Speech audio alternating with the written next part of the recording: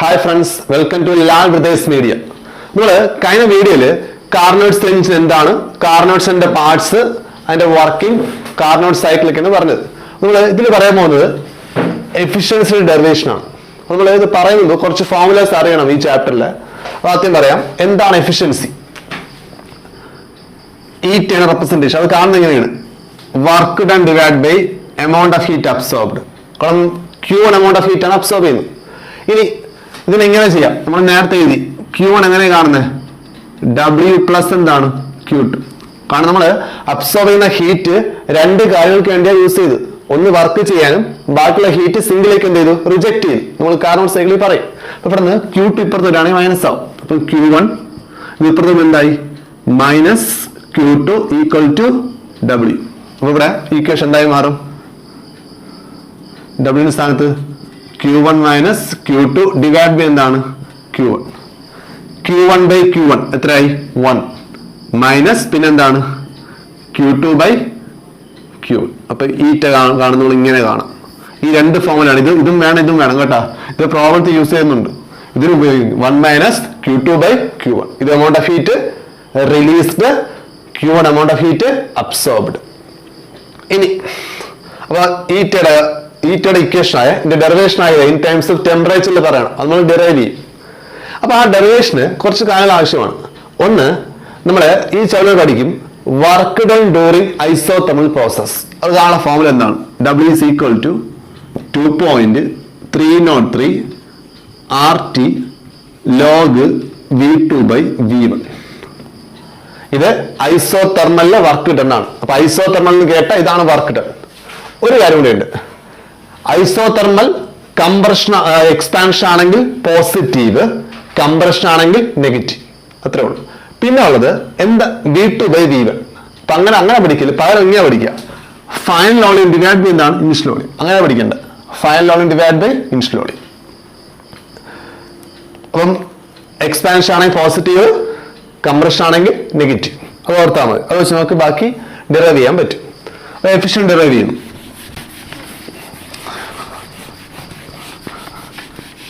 നമുക്ക് എഫിഷ്യൻസി കാണുന്നത് എങ്ങനെയാ? Eta is equal to 1 minus Q2 by Q1. അപ്പൊ നമുക്ക് ആരുടെ വാല്യൂ മതി?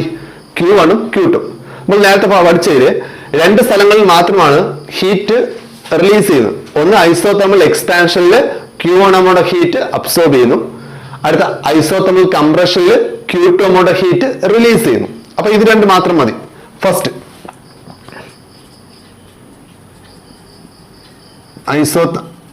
Isothermal expansion. അവിടെ എന്താ സംഭവിക്കുന്നത്? വർക്ക് എങ്ങനെ കാണുന്നത്? 2.303 ഐസോതെർമൽ ആയിട്ട് RT ലോഗ്. ശരി, ഇവിടുത്തെ ഐസോതെർമൽ എക്സ്പാൻഷനിൽ നമ്മൾ ആ ഗ്രാഫ് വരയ്ക്കുകയാണെങ്കിൽ ഗ്രാഫ് ഇത് എവിടെയായിട്ട് വരയ്ക്കാം? പിന്നെ വേണം അവിടെ വരയ്ക്കാം. ഇത് വോളിയം, ഇത് പ്രഷർ. ഗ്രാഫ് ഇങ്ങനെ വരുന്നത് A B C D. ഇവിടെ P1 V1 T1. ഇവിടെ P2 V2 T1 തന്നെ. ഇവിടെ എന്ന് പറഞ്ഞാൽ P3 V3 T2. ഇതെവിടെ P4 V4 T2. വേണം കേട്ടോ, ഇതാണ് ഓർഡർ എന്ന് പറഞ്ഞ. ശരി, ഇതവിടെ നമുക്ക് ഐസോതെർമൽ എക്സ്പാൻഷൻ AB ആണ്. ഐസോതെർമൽ എക്സ്പാൻഷൻ അവിടെ ടെമ്പറേച്ചർ എന്താണ്? T1 തന്നെയാണ്. അത് നമ്മൾ എന്ത് കൊടുത്തു? T1. ഇനി വോളിയം ഫൈനൽ ബൈ ഇനിഷ്യൽ ആണ്. ഇവിടെ വോളിയം എന്തായി? V1 V2 ആയിട്ട് മാറി. അപ്പം ഇനിഷ്യൽ വോളിയം എന്ത് തന്നെയാണ്? V1, ഫൈനൽ വോളിയം എന്താണ്? V2. അപ്പൊ എന്തായി? V2 by V1. ഇവിടെ എന്തിനു വേണ്ടിയാ വർക്ക് ചെയ്തത്? ഹീറ്റ് അബ്സോർബ് ചെയ്യാൻ വേണ്ടി. ഇവിടെ എന്തിനു വേണ്ടി വർക്ക് ചെയ്തത്? ഹീറ്റ് അബ്സോർബ് ചെയ്യാൻ വേണ്ടി. എത്ര ഹീറ്റാ? Q1 amount of heat absorb ചെയ്യാൻ വേണ്ടി വർക്ക് ചെയ്തത്. അപ്പം ഈ വർക്ക് ആർക്ക് ഈക്വൽ ആണ്? Q1 എമൗണ്ട് ഓഫ് ഹീറ്റിന് ഈക്വൽ ആണ്. രണ്ടാമത്തത് ഐസോതെർമൽ കംപ്രഷൻ. ഐസോതെർമൽ ആണ് ഇതിന്റെ formula. W is equal to 2.303 RT log final volume divide by initial volume. അപ്പൊ നോക്കൂ ഐസോതെർമൽ കംപ്രഷൻ നോക്കാം എന്ന് പറഞ്ഞാൽ എന്താണ് സി ഡി. അവർ രണ്ടിടത്തും ടെമ്പറേച്ചർ എത്രയാ T2 T2. അപ്പൊ എന്ത് ചെയ്യണം ടെമ്പറേച്ചർ T2. ഇനി V3 V4 ആയി മാറി. അപ്പൊ ഇനിഷ്യൽ ടെമ്പറേച്ചർ എത്രയാണ് V3 ഉം ഫൈനൽ എത്രയാണ് V4. ഇവിടെ എന്ത് ചെയ്യണം final by initial V4 by V3. ഒരു പ്രശ്നമുണ്ട് കംപ്രഷൻ ആണ് എന്ത് വേണം നെഗറ്റീവ് സൈൻ. ഇനി ഇവിടെ എന്തിനു വേണ്ടി വർക്ക് ചെയ്തത് ഹീറ്റ് ലിബറേറ്റ് ചെയ്യാൻ വേണ്ടി റിലീസ് ചെയ്യാൻ വേണ്ടി. എത്ര ഹീറ്റാണ് റിലീസ് ചെയ്തത് Q2 amount ഹീറ്റ് എന്ത് ചെയ്തു റിലീസ് ചെയ്തു. ഇത് ആർക്ക് ഈക്വൽ ആണ് Q2 ഈക്വൽ ആണ്. ഇനി അടുത്ത് ചെയ്യാൻ പോകുന്നത് ഈ മൈനസ് മാറ്റാൻ വേണ്ടി ഞാൻ ഈ ലോങ്ങിന്റെ ഓർഡർ തിരിച്ചിട്ടു. ഇവിടെ V4 ബൈ V3 അല്ലേ അതിനെ തിരിച്ചാക്കി V3 ബൈ V4 ആക്കി. അപ്പൊ ഇതിനെ തിരിക്കുകയാണെങ്കിൽ ഇവിടെ എന്ത് വരും ഒരു മൈനസ് വരും. ആ മൈനസും ഈ മൈനസും കൂടെ പോസിറ്റീവായി മാറി. അപ്പൊ എന്ത് കിട്ടി W is equal to ഇത് വേണമെങ്കിൽ W1 എന്നുള്ളത് തിരിച്ചറിയാൻ വേണ്ടി ഇത് W2 is equal to ഇതെന്നാ 2.303 R T2 log തിരിച്ചേ V3 by V4. ഇവിടെ തിരിക്കുമ്പോൾ നെഗറ്റീവ് ഇവിടുത്തെ നെഗറ്റീവ് എന്തായി പോസിറ്റീവായി ആർക്ക് ഈക്വലാ Q2 ഈക്വലാ. ഇനി ഈറ്റല്ലേ വേണ്ടത് ഈറ്റ എങ്ങനെ കാണുന്നത് 1 മൈനസ് Q2 ബൈ Q1. അപ്പൊ എന്ത് എഴുതി 1 മൈനസ് Q2ന്റെ വാല്യൂ എത്ര ഇതാ അടങ്ങണം 2.303 R T2 log V3 by V4 divided by എന്താണ് Q1 വരെ ഇതാ അടങ്ങണം എന്താ 2.303 R T1 log V2 by V1. അപ്പൊ എന്താ ക്യാൻസൽ ഇവിടെ 2.303 ക്യാൻസലായി R ക്യാൻസലായി.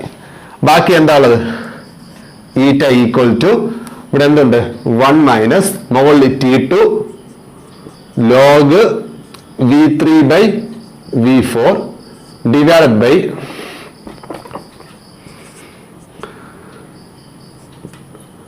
T1 log V2 by V1 equation 1. Equation 1 നമുക്ക് ഏതാ തെളിയിക്കണമെന്ന് പറഞ്ഞാൽ 1 മൈനസ് T2 ബൈ T1 തെളിയിക്കേണ്ടത്. ഇത് എന്തായി പോണം കട്ടായി പോണം. ഇത് ചുമ്മാ കട്ടായി പോകില്ല. കാരണം ലോഗിന്റെ കൂടെ ഉള്ളത് ടേം സെയിം ആണെങ്കിൽ മാത്രമേ കട്ടായി പോകും. ശരി അടുത്ത നമ്മൾ അവിടെ അഡിയബാറ്റിക് എടുക്കുകയാണ്. ഫസ്റ്റ് അഡിയബാറ്റിക് ആരാണ് BC ആണ്. രണ്ടും ഒരേ അഡിയബാറ്റിക് എക്സ്പാൻഷൻ ആണ്. ബിയും അഡിയബാറ്റിക് എക്സ്പാൻഷൻ ആണ് സിയും എന്താണ് അഡിയബാറ്റിക് എക്സ്പാൻഷൻ ആണ്. അപ്പൊ അടുത്ത് നമ്മൾ ചെയ്യുന്നത് B and C are on same adiabatic. അപ്പം ബിയും സിയും ഒരേ അഡിയബാറ്റിക്കിലാണ്. നമ്മള് അഡിയബാറ്റിക് എക്സ്പാൻഷൻ പഠിക്കും ഒരു ഫോർമുല പഠിക്കും. ഇതാണ് ഇക്വേഷൻ പഠിക്കും. 3 ഇക്വേഷൻ പഠിക്കാണ്ട് കേട്ടാ. അതില് രണ്ടാമത്തെ ഇക്വേഷൻ ടെമ്പറേച്ചർ വോളിയം റിലേഷൻ. ഇതാണ് റിലേഷൻ എന്ന് പറഞ്ഞ അതായത് TV raised to gamma minus 1 is a constant. നമ്മള് അടിപൊളി പഠിക്കുന്ന 3 ഇക്വേഷനിൽ ഒരു ഇക്വേഷൻ ആണ്. ഈ ഇക്വേഷൻ ആണ് ഇവിടെ അപ്ലൈ ചെയ്യുന്നത്. അപ്പൊ ബിയും സിയും ഒരേ അഡിയബാറ്റിക് ആണ്. ബിയുടെ ടെമ്പറേച്ചർ എത്രയാണ് നോക്കുക എത്ര ടെമ്പറേച്ചർ T1 വോളിയം എത്രയാണ് നോക്കുക എത്രയാണ് V2. അപ്പം ബിയുടെ T1 വോളിയം എത്രയാണ് V2 raised to gamma minus 1. ഇത് അപ്ലൈ ചെയ്യുന്നു.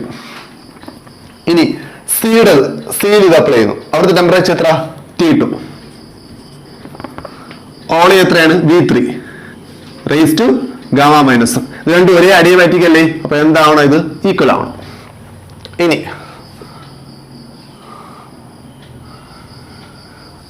അടുത്ത ഇതെവിടുന്ന് T2 ഇങ്ങോട്ടെ. അപ്പൊ എന്ത് കിട്ടി T1 ബൈ T2 ഇത് അങ്ങോട്ട് ക്രോസ് ചെയ്തു. അപ്പൊ എന്ത് വരും V3 ബൈ V2 രണ്ടിടത്ത് എന്തുണ്ട് whole raise to gamma minus 1 ഉണ്ട്. അപ്പൊ ഞാൻ കോമൺ ആയിട്ട് കൊടുത്തു raise to gamma minus 1 equation 2.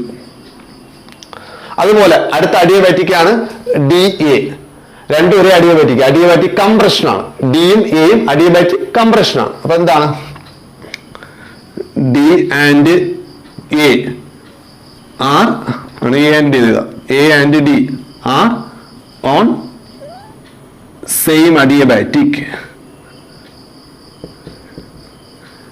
അപ്പൊ ഞാൻ എയിലെ ടെമ്പറേച്ചർ എത്ര T1 വോളിയം എത്രയാണ് V1. ഇത് അപ്ലൈ ചെയ്യുന്നു. അപ്പം T1 v1 raised to gamma minus 1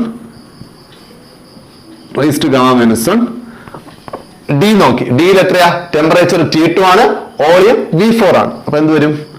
T2 V4 raised to gamma minus 1. രണ്ടും ഒരേ സെയിം അഡിയബാറ്റിക് ഈക്വൽ ടു കൊടുത്തു.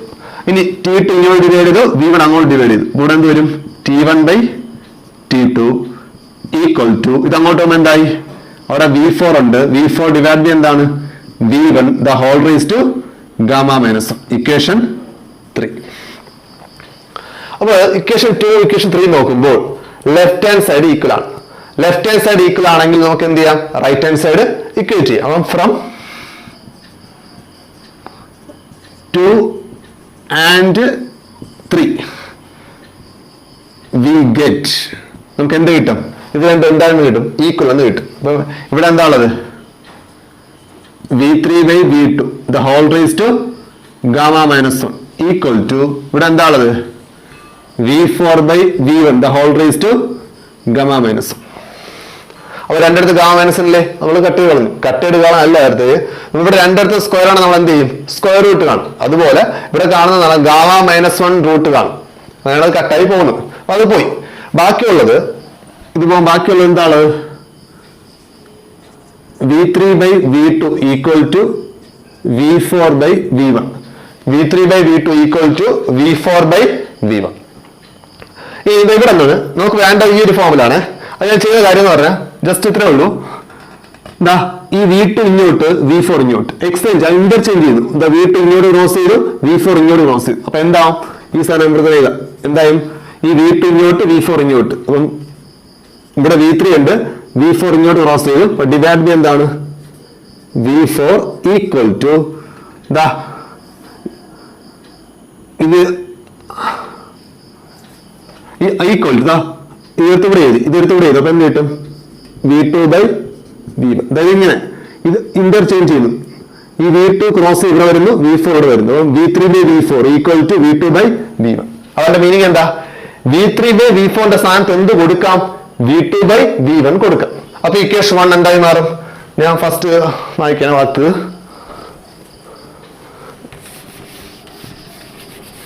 നമ്മുടെ ഇക്വേഷൻ 1 എന്തായി മാറും? ഇക്വേഷൻ 1 ബിക്കംസ് അവിടെ എന്താ?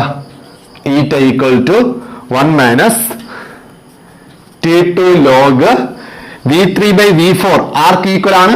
V2 by V1 ഈക്വൽ ആണ്. അതായത് V3 by V4 സ്ഥാനത്ത് V2 by V1 കൊടുക്കാം. അപ്പൊ ഇതിന്റെ സ്ഥാനത്ത് എന്ത് കൊടുക്കുന്നു? V2 by V1 divided by ഇവിടെ എന്തുണ്ട്? T1 log V2 by V1. ഇത്രയും കട്ടായി. ബാക്കി എന്താ കിട്ടുന്നത്? ഈറ്റ ഈക്വൽ ടു 1 മൈനസ് ഇവിടെ എന്തുണ്ട്? T2 by T1 നമ്മൾ ഡിറൈവ് ചെയ്തു. ഈറ്റ ആണല്ലോ T2 by T1. അതായത് final temperature divide by initial temperature. ഇതാണ് കാർനോട്ടിന്റെ എഫിഷ്യൻസി കാണുന്ന ഡെറിവേഷൻ. കട്ടി എത്രയായി?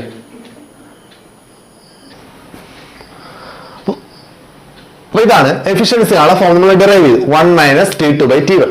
അവിടെ ഒരു ക്വസ്റ്റ്യൻ ഉള്ളത്, കാർനോട്ട് എഞ്ചിൻ നമ്മൾ എന്ന് പറഞ്ഞാൽ 100% എഫിഷ്യൻസി എന്നാ പറഞ്ഞു. നമ്മൾ പോയ നേരത്തെ പറഞ്ഞത് ഒരു തിയറിറ്റിക്കൽ എഞ്ചിൻ ആണ്, അതായത് പ്രാക്ടിക്കലി നിർമ്മിക്കാൻ ബുദ്ധിമുട്ടാണ്. എന്തുകൊണ്ടാണെന്ന് ചോദിക്കും.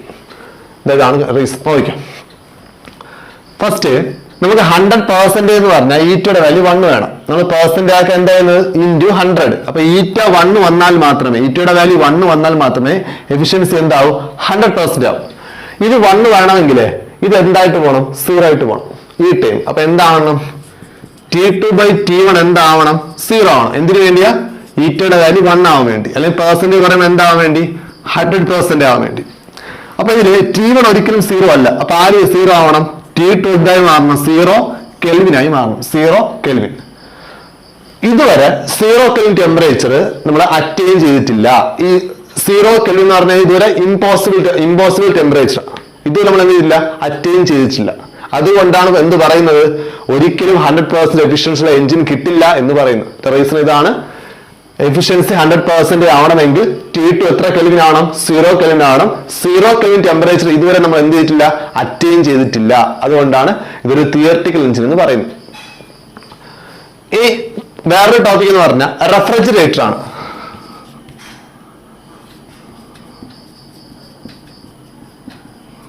ഈ കാർനോട്ടിന്റെ നേരെ റിവേഴ്സ് പ്രോസസ് ആണ് കേട്ടോ. ഞാൻ പടം വെച്ച് പറഞ്ഞുതരാം.